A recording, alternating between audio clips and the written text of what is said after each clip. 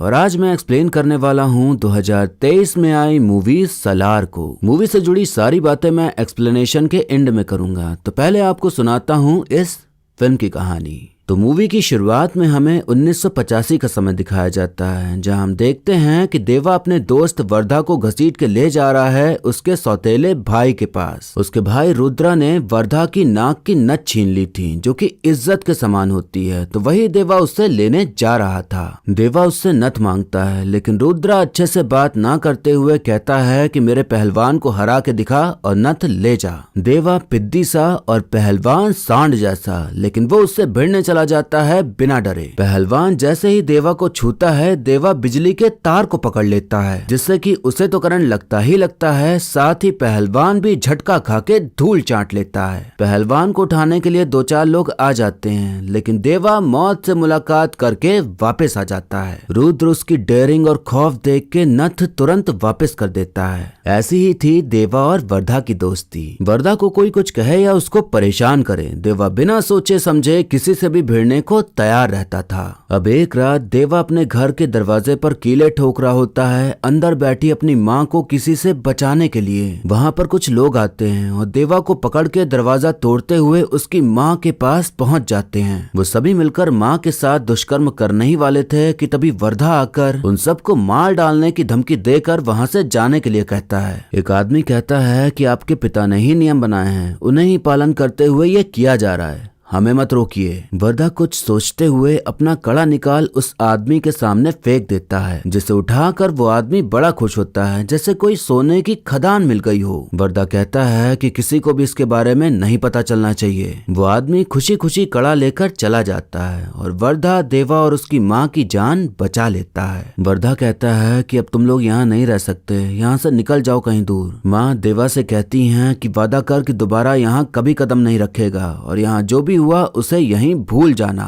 देवा माँ से वादा किए बिना वर्धा से वादा करता है कि तू जब भी मुझे बुलाएगा मैं तेरे लिए जरूर आऊंगा, और इतना कहकर वो वहां से हमेशा हमेशा के लिए चला जाता है। अब कहानी यहाँ से साल 2017 में शिफ्ट होती है, जहाँ हम देखते हैं कि एक बिजनेसमैन कृष्णनाथ बिलाल नाम के आदमी से कांटेक्ट करके कहता है कि मेरी बेटी आध्या यूएसए से भारत आ रही है। बिलाल उस पर खूब गुस्साता है कि तुमने उसे इंडिया क्यों भेजा, तो कृष्णनाथ कहता है कि मैंने नहीं भेजा, वो खुद गई है। बिलाल कहता है कि राधा रमा 7 सालों से तुम्हें ढूंढ रही है, अगर उसे पता चला तो वो तुम्हारी बेटी के पीछे पड़ जाएगी। तुम्हें उसकी ताकत का अंदाजा नहीं है। उसकी नौकरानी ओमकारी माँ 2-3 राज्यों के चुनाव खुद ही कंट्रोल कर लेती है। राधा रमा का साइबर सेल ओमकारी माँ को तुरंत जानकारी देता है कि कृष्णकांत तो नहीं, लेकिन उसकी बेटी भारत आई है। ओमकारी माँ अपने चेले वेदा और हजारे को जानकारी देकर आध्या को उठा लेने का ऑर्डर देती है। बिलाल कहता है कि 7 साल पहले जो तुमने उनके साथ किया उसका गुस्सा वो तुम्हारी बेटी पर निकालेंगे। कृष्णकांत कहता है कि वो कहाँ रहता है ये सिर्फ तू जानता है, अपना वादा याद कर और उससे कांटेक्ट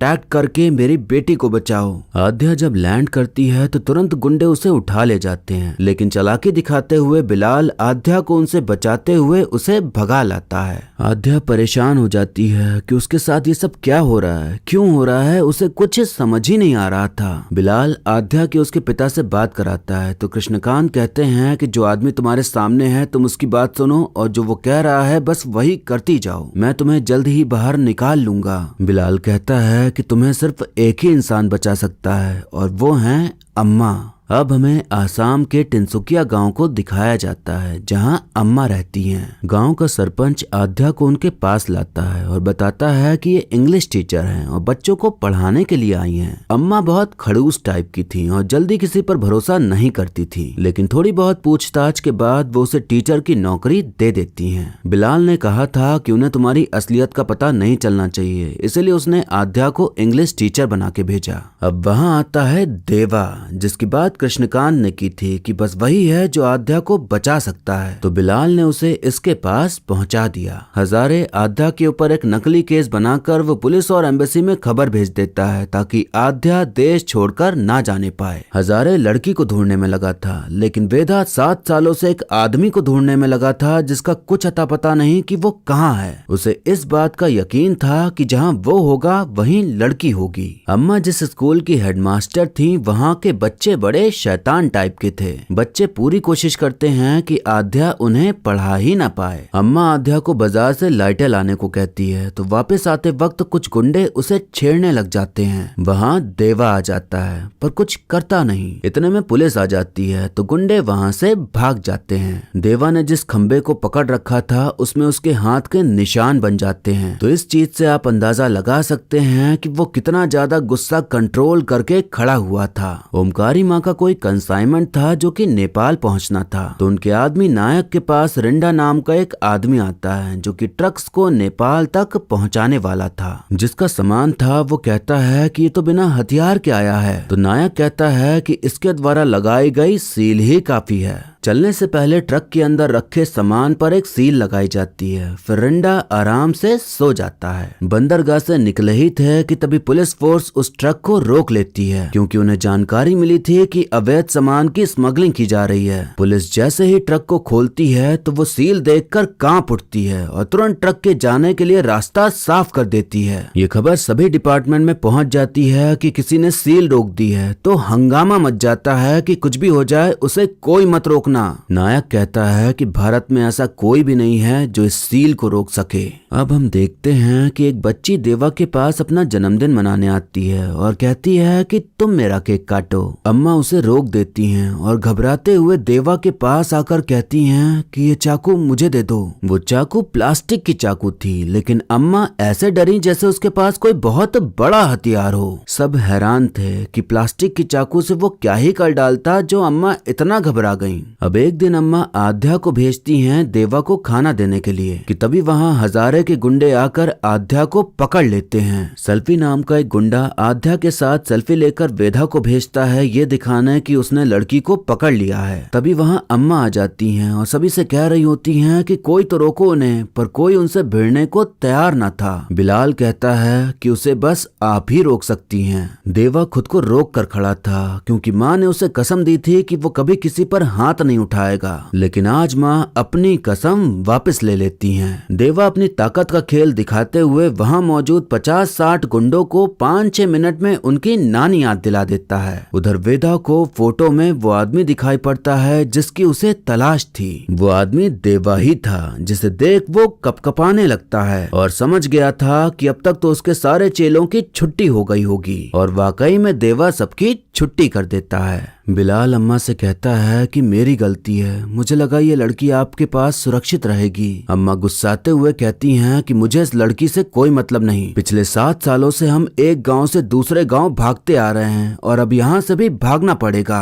आध्या अपनी माँ की अस्थियां दिखाते हुए कहती है कि मेरी माँ हमेशा इंडिया आना चाहती थी लेकिन मेरे पिता ने उन्हें कभी आने नहीं दिया। उनकी आखिरी ख्वाहिश थी कि उनकी अस्थियां इंडिया में बहाई जाएं, इसलिए मैं यहाँ आई। वो वेदा से कहती है कि मेरे लिए ये काम तुम कर देना। अम्मा बिलाल को उसे यहाँ से ले जाने को कह देती हैं और देवा के साथ वो भी यहाँ से निकल लेती हैं कहीं और बसने के लिए। अब हजारे से तो ये काम हो नहीं पाया तो वेदा ये काम रिंडा को देता है। अम्मा देखती हैं कि कुछ गुंडे आध्या को उठा ले जा रहे हैं। रिंडा उस पर सील लगवा देता है ताकि उसे कोई छुए ना। अम्मा को कोई मतलब नहीं था लेकिन वो एक लड़की को ऐसे नहीं छोड़ सकती थी तो वो देवा को भेज देती हैं उसे बचाने के लिए। रिंडा लड़की और ट्रक लेकर एक जगह रुकता है जहां सब उसके आदमी थे। देवा पहाड़ से खूब सारी मिसाइलें और गोलियां चलाते हुए उन पर हमला कर देता है। फिर वहां पहुंचकर सबकी धुलाई शुरू करता है तो सब जगह अफरा तफरी मच जाती है कि आखिर ये है कौन जो अकेले ही सबको निपटाए दे रहा है। उधर कृष्णकांत यूएसए से आकर राधा रमा के पास पहुंचकर कहता है कि मुझे मार डालो लेकिन मेरी बेटी को छोड़ दो।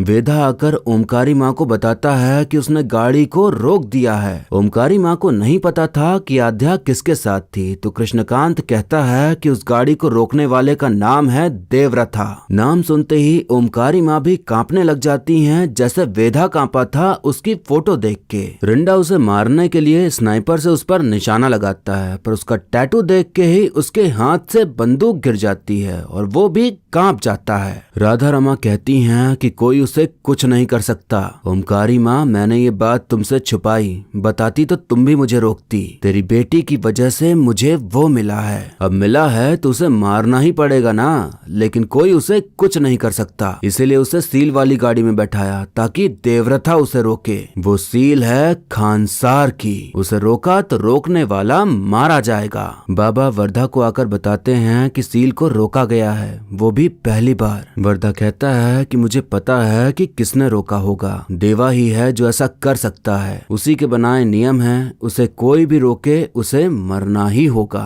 राधा रमा कहती हैं कि मैंने देवा और वर्धा के बीच लड़ाई लगवा दी तो अब जंग होगी और उनमें से कोई एक ही बचेगा। नायक भी जब देवा को देखता है तो कांप उठता है। अंग्रेज कहता है कि तुमने तो कहा था कि सील को कोई नहीं रोक सकता, तो नायक कहता है कि सील को बनाने वाला इंसान यही है। बिलाल आध्या से कहता है कि खानसार ने बहुतों की कहानी बदली, लेकिन खानसार की कहानी तब बदली जब दो जिगरी यार एक दूसरे के कट्टर दुश्मन बन गए, यानी कि वर्धा और देवा अब दोनों दोस्त नहीं दुश्मन थे। अब बिलाल आध्या को वहाँ से ले जाते हुए उसे पूरी कहानी सुनाता है कि ये लोग कौन हैं और क्या चल रहा है। वो बताता है कि ये कहानी हजारों साल पुरानी है। महमूद गजनी चंगेज खान से भी ज्यादा खतरनाक डाकू हुआ करते थे। वो बस्तियों को सिर्फ लूटते ही नहीं, उन्हें कब्रिस्तान बना देते और लूट का सारा सामान वो खानसार ले जाते। खानसार समुंदर और पहाड़ों के बीच एक जंगल जहाँ उन डाकुओं के 3 कबीले थे, मन्नार कबीला, शौर्यांगा कबीला और घनियार कबीला। सदियों तक बिना किसी चुनौती के तीनों कबीले बढ़ते गए और उस जंगल को ही अपना किला बना लिया।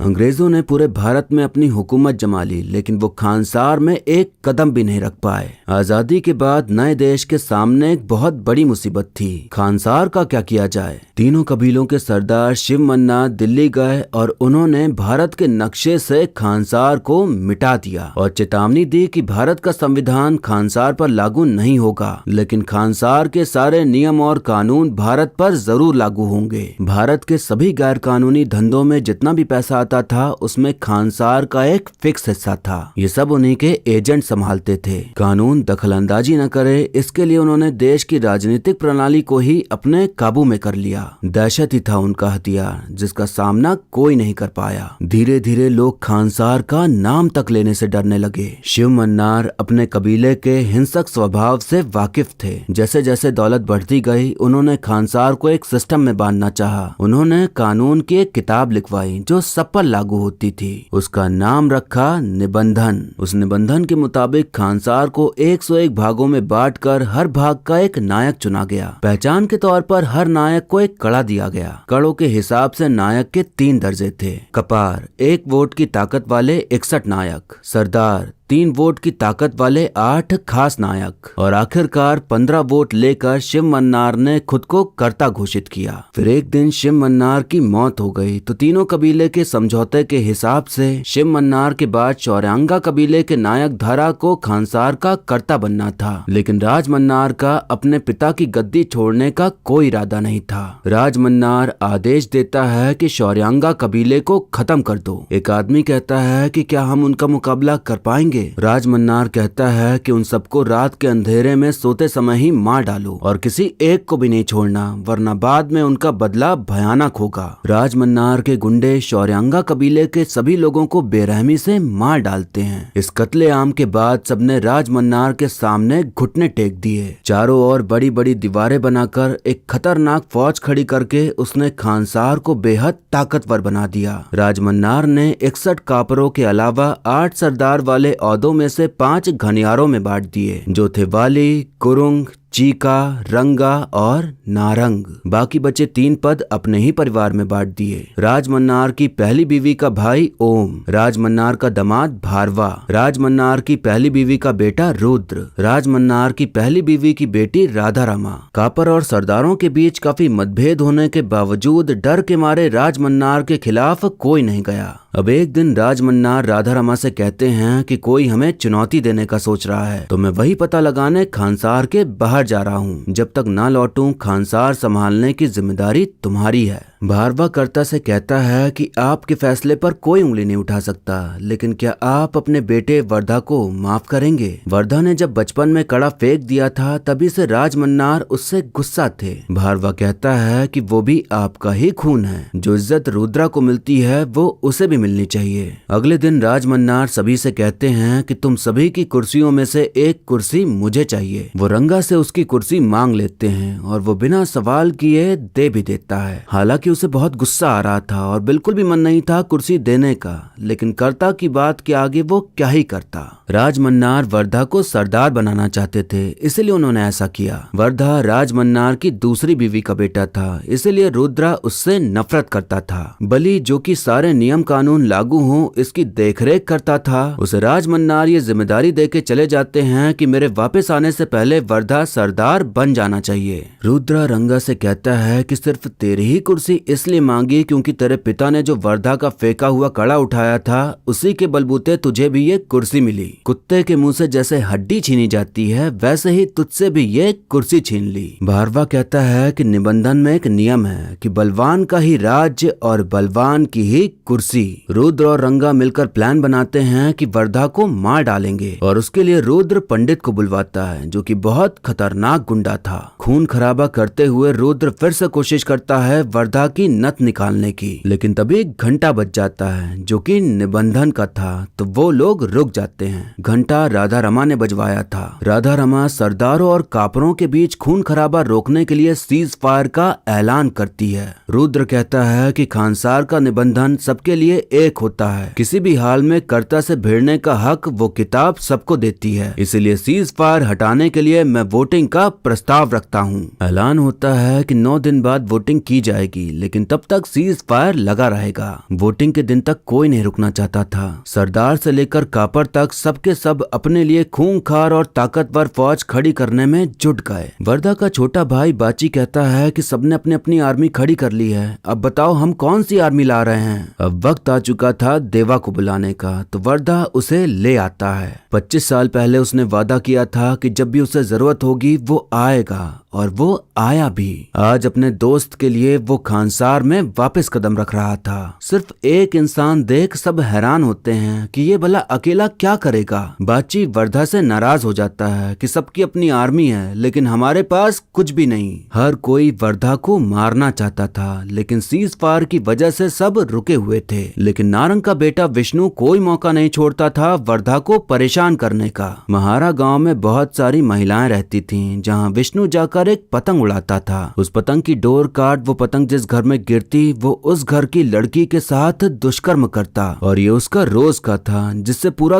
गांव परेशान था। आज ये सब करते वक्त उसने वर्धा को बुलाया था ये सब देखने के लिए। वर्धा चाह कर भी कुछ नहीं कर सकता था, पर देवा से ये सब देखा नहीं जाता, तो वो गुंडों को मारते हुए काली माँ के सामने सीधा विष्णु की ही बलि चढ़ा देता है। सबको लग रहा था कि बेकार ही बुलाया इसे, लेकिन जब उसने इतना भयानक कदम उठाया तो सबकी हालत टाइट हो जाती है कि अब क्या होगा। इसने तो नारंग के बेटे को मार डाला। वर्धा और उससे जुड़े सभी लोगों को जेल में डाल दिया जाता है। अब नारंग उनका फैसला करने वाला था, और जो हुआ उसके लिए वो वर्धा को बख्शेगा नहीं। ये सब प्लान बनाते हैं कि नारंग को भड़काओ कि गलती वर्धा की नहीं देवा की है। रुद्रा नहीं चाहता था कि वर्धा को नारंग मारे, क्योंकि रंगा उसे अपने हाथों से मारना चाहता था, और राधा रमा तो चाहती ही थी कि वर्धा मारा जाए, लेकिन कर्ता उसे जिम्मेदारी दे गए थे तो वर्धा को मरने नहीं दे सकती थी। भारवा रुद्र से कहता है कि सीज फायर हटाने के लिए कर्ता के खिलाफ जाके वर्धा को मारना ही होगा।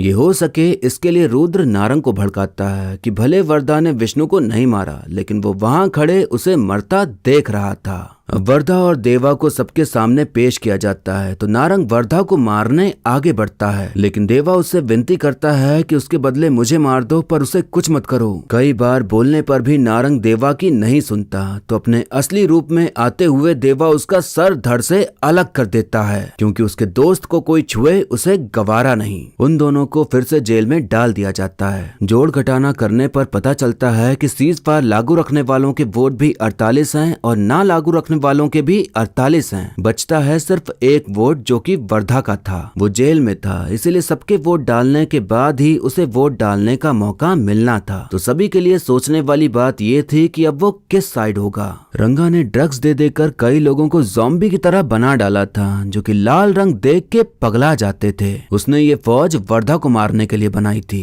राधा रमा वर्धा को धमकी देने आती हैं कि अगर तूने वोट सीज फायर हटाने के लिए किया तो तेरा प्यारा दुलारा भाई मारा जाएगा। अब वोटिंग का दिन आ जाता है और सभी वोट देना शुरू करते हैं। कर्ता राज मन्नार भी वापस आ जाते हैं और वो वोट देते हैं सीज फायर लगे रहने के पक्ष में। दोनों तरफ 48-48 वोट हो जाते हैं और अब वक्त आता है वर्धा के वोट देने का। वर्धा कर्ता के खिलाफ जाते हुए सीज फायर हटाने के पक्ष में वोट करता है। पिछली रात देवा और उसमें बातचीत हुई थी कि अब खानसार लाल होगा, यानी कि अब जंग की शुरुआत होगी, और वही वर्धा ने कर दिया। वर्धा ऐसे हमेशा लड़ाई ना करने के पक्ष में रहता था, लेकिन उसका ये फैसला देख सभी हैरान होते हैं। अब रुद्रा के आदमी देवा और बाची को ले जाते हैं उन्हें मारने के लिए, और वर्धा को रंगा ले जाता है और उसके ऊपर लाल कलर पोत के उसे ज़ॉम्बी जैसी पगलाई फौज के सामने छोड़ देता है। वहाँ टैटू बनाने वाली एक औरत बैठी थी, तो देवा उससे कहता है कि मेरी आंखों में जो तुम्हें दिख रहा है वो मेरे हाथ में गोद दो।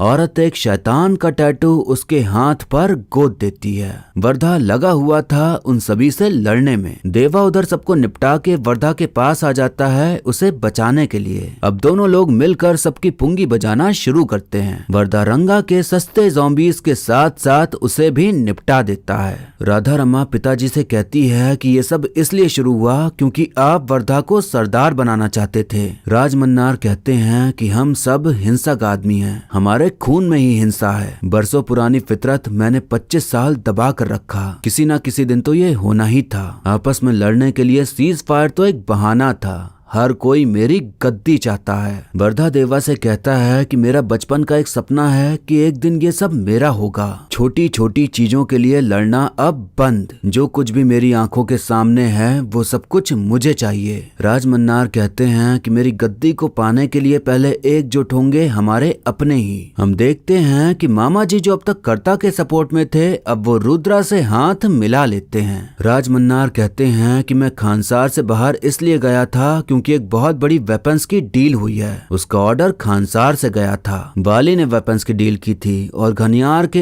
एक होने की मुहिम चला दी ताकि शौर्यांगा कबीले के साथ जो हुआ वो उनके साथ ना हो। राज मन्नार भारवा के एक आदमी को पकड़ते हैं और बोलते हैं कि जो 25 साल पहले किया था आज वो मेरा शिकार करने आया है। मैंने इतनी बड़ी दीवारें और इतनी बड़ी फौज इसलिए खड़ी की थी क्योंकि मुझे डर था कि कहीं शौर्यांगा में से कोई जिंदा ना हो। यहाँ पता चलता है कि भारवा एक शौर्यांगा है। हमें दिखाया जाता है कि जब राज मन्नार के लोगों ने उन पर हमला किया था तो कई लोगों ने अपने बच्चों को सीवर लाइन में छुपा दिया था। इस तरह से शौर्यांगा कबीला जिंदा रहा और बदले की आग में जल रहा था। भारवा राज मन्नार के परिवार में शामिल हुआ और अंदर ही अंदर सबको भड़का के एक दूसरे से लड़ाई करा डाली। आदमी कहता है कि तुम्हें तुम्हारी इसी गद्दी के साथ जिंदा जलाने के लिए हर शौर्यांगा तैयार खड़ा है, सिवाय उस एक के। 25 साल पहले इस गद्दी पर हमारे नायक धारा को बैठना था, पर तुमने उन्हें मार डाला, लेकिन उनका बेटा जिंदा है। यहाँ एक बहुत बड़ा खुलासा होता है कि वो बेटा कोई और नहीं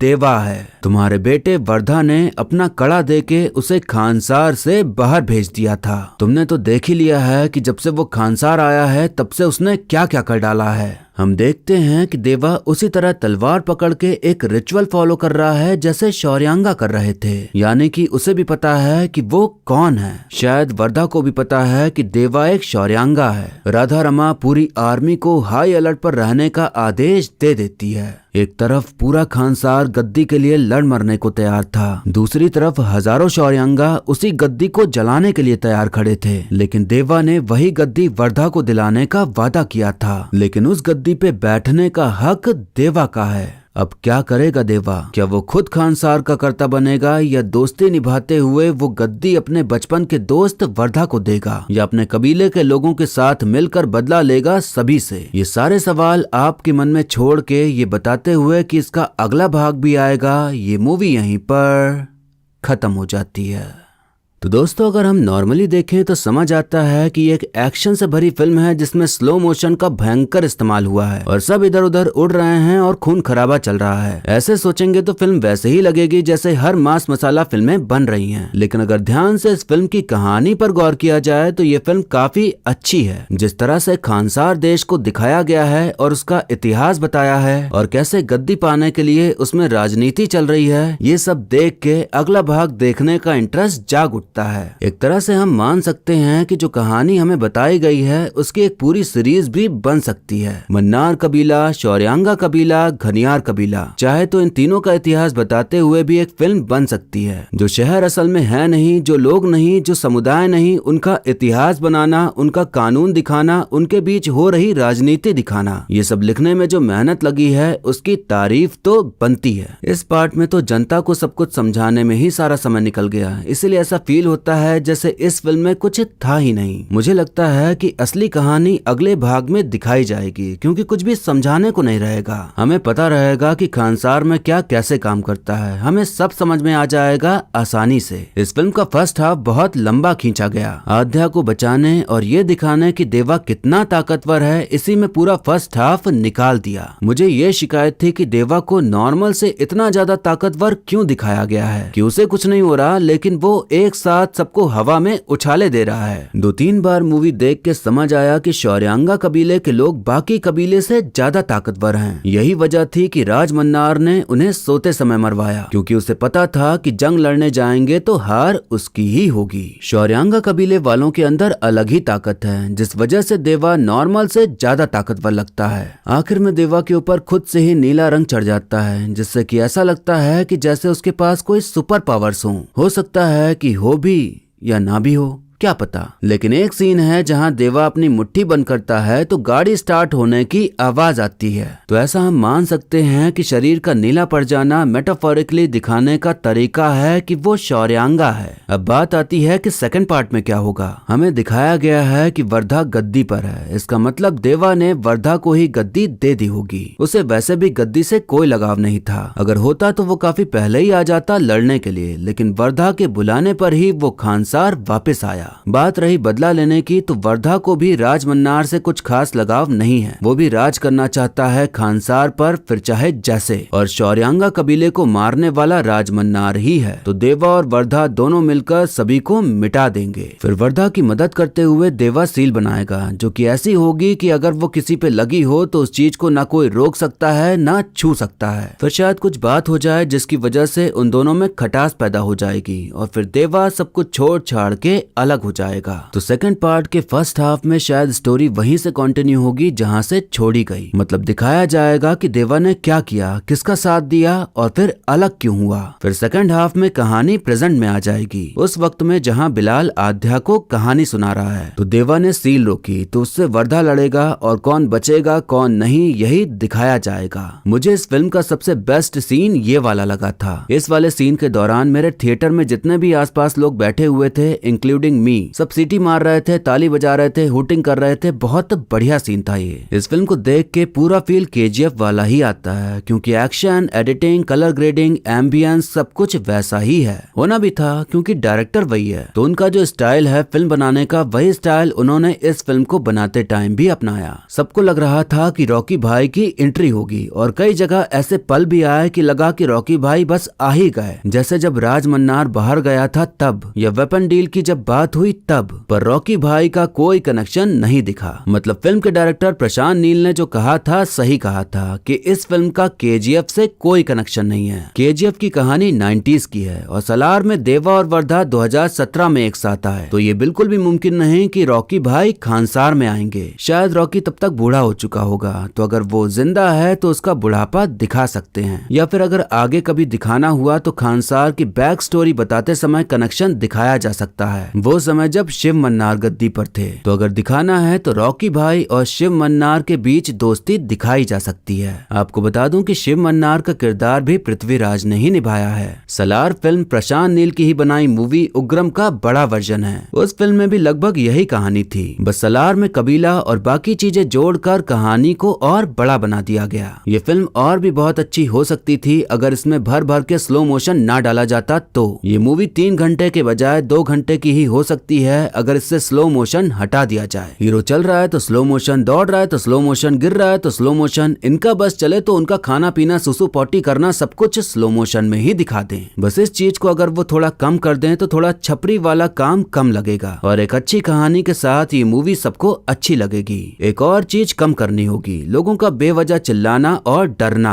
कोई भी नॉर्मल बात करता ही नहीं है। कोई भूतिया आवाज में बोलता है तो कोई गला फाड़ फाड़ के चिल्लाता है, कोई तो एकदम पागल जैसे बात करता है। अगर हर कोई नॉर्मल बात करे तो वो भी फिल्म को और बेहतर बनाएगा। बॉलीवुड फिल्म होती तो अब तक शायद बवाल मच जाता कि एक बुरे किरदार का नाम पंडित क्यों है, पर साउथ की मूवी है तो कोई कुछ नहीं बोल पाया। मुझे इस चीज से कोई दिक्कत नहीं है, मैं बस बताना चाहता हूँ कि दुनिया बहुत ज्यादा दोगलीबाज है। अब एक्टिंग की बात करें तो प्रभास सर के ज्यादा डायलॉग्स नहीं थे, सब खेल एक्सप्रेशन का था और पूरे फिल्म में उनका एक्सप्रेशन सेम ही रहा। एक्शन सीन्स में वो अच्छे लगते हैं पर फेस पर कोई भी एक्सप्रेशन नहीं दिखाई पड़ता, जिससे कि साफ झलकता है कि वो बस एक्शन करने की एक्टिंग कर रहे हैं। शायद वो इतने बड़े एक्टर हो चुके हैं कि कोई उनसे कुछ कहता नहीं, जो वो कर देते हैं वही डायरेक्टर बढ़िया मानकर आगे बढ़ जाता है। श्रुति हसन का इसमें ज्यादा कुछ खास रोल नहीं था। उम्मीद करते हैं कि अगले भाग में इनका कुछ अहम रोल हो। पृथ्वीराज सर का इस फिल्म में काम बढ़िया रहा। उनके किरदार से समझ आता है कि जर्नी क्या है, वो क्या चाहते हैं और क्या ख्याल है उनके। बाकी सब जितने भी सह कलाकार इस फिल्म में मौजूद हैं, सबका काम बढ़िया ही रहा। अब तो बस अगले पार्ट का इंतजार करना है, लेकिन इसकी उतनी हाइप नहीं बनी है जितनी KGF 3 की है। तो लोगों को इसके सेकंड पार्ट के आने से ज्यादा KGF 3 के आने का इंतजार है। अंत में मैं यही कहना चाहूंगा कि जो भी हो, जितने भी किरदार हैं वो सब हैं तो अपराधी या आतंकी ही। हर कोई गलत काम करता है। औरतों की रक्षा करने से ये नहीं हो जाता कि आप अच्छे इंसान हो। असल जिंदगी में आतंकी भी अपने औरतों की रक्षा करते ही होंगे, लेकिन दूसरों को मारकर किसी की माँ से उनका बच्चा छीन लेते हैं या किसी से उसका पति। रॉकी भाई हो या देवा हो या वर्धा, सबके सब क्रिमिनल्स हैं। तो इनके जैसे बनना या इनके जैसे होने की कोशिश ना करें तो ही बेहतर है। असल जिंदगी में आप अगर थोड़ा सा भी कुछ गलत करने जाओगे तो जेल में ही पाओगे अपने आप को, समझे। तो रॉकी भाई, वर्धा, देवा, इनमें से कुछ भी बनने की कोशिश ना करें रियल लाइफ में, वरना मुंह की खानी पड़ेगी। अब वीडियो को यहीं पर खत्म करते हैं, लेकिन जाने से पहले आप बताइए कि आपको मूवी की कहानी और मेरा एक्सप्लेन करना कैसा लगा। आप वीडियो को लाइक या डिसलाइक करके भी अपनी प्रतिक्रिया दे सकते हैं। जो नए लोग हैं या जो मेरी वीडियोस देखते हैं पर अब तक चैनल को सब्सक्राइब नहीं करा, उन लोगों से कहना चाहूंगा कि कृपया करके चैनल को सब्सक्राइब कर लें, ताकि आपको आगे भी ऐसे ही अच्छी मूवीज की एक्सप्लेनेशन मिलती रहे। बाकी मिलते हैं अब अगली वीडियो में, तब तक के लिए टाटा, बाय बाय और नमस्ते।